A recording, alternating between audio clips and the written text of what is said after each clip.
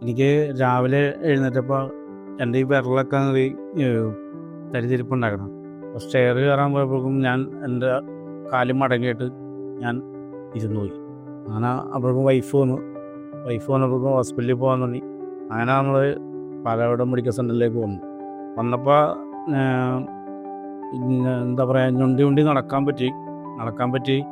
ഇവിടെ വന്ന് എക്സ്റേ എടുത്തു. അതേപോലെ തന്നെ സി ടി സ്കാൻ എടുത്ത് കഴിഞ്ഞപ്പോഴേക്കും പറഞ്ഞത് ഞരമ്പിൻ്റെ എന്തോ പ്രശ്നമോ.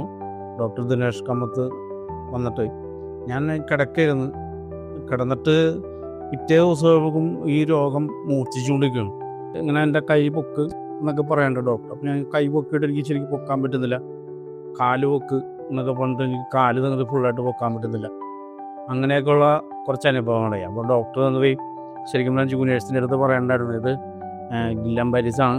ഗില്ലൻ പാരീസിൻ്റെ സിഗ്നലാണ് ഇങ്ങനെ കാണിക്കുന്നത്. അതൊക്കെ എം ആർ എടുത്ത് കഴിയുമ്പോഴേക്കും പിന്നെ സ്ഥിരീകരിച്ച് പിന്നെ വന്നത് അതിൻ്റെ ട്രീറ്റ്മെൻറ്റും കാര്യങ്ങളൊക്കെ തുടങ്ങി. 10 ദിവസം ഞാൻ ഐ സിയിലായിരുന്നു. 20 ദിവസം ഹോസ്പിറ്റലിൽ അഡ്മിറ്റായിരുന്നു. ഐ സിയിലൊക്കെ വന്നത് സിസ്റ്റർമാരൊക്കെ വന്നത് ഭയങ്കര സപ്പോർട്ടായിരുന്നു എനിക്ക് ഇവിടെ. കാരണം ഞാൻ എൻ്റെ വൈഫിൻ്റെ അടുത്തൊക്കെ പറയുമായിരുന്നു, കാരണം അവരുടെ ആ ഒരു ബുദ്ധിമുട്ടും കാര്യങ്ങളൊക്കെ. കാരണം നമ്മളൊരു കുടുംബത്തിനെ പോലെ അങ്ങനെയാണ് അവർ നമുക്ക് ട്രീറ്റ് ചെയ്തത്. ഇപ്പോൾ ഡോക്ടർ നമ്മളത് ഒരു 5 മിനിറ്റോ 10 മിനിറ്റോ നോക്കും. പക്ഷേ ഡോക്ടർ അങ്ങനെയല്ല. ഡോക്ടർക്ക് നമ്മളെ കുറിച്ച് എല്ലാ കാര്യങ്ങളും ചോദിച്ച് മനസ്സിലാക്കി അങ്ങനെ പോയിക്കൊണ്ടിരിക്കുകയാണ്. EMC ഹോസ്പിറ്റലിനെ കുറിച്ച് എനിക്ക് വളരെ നല്ല അഭിപ്രായമാണ്.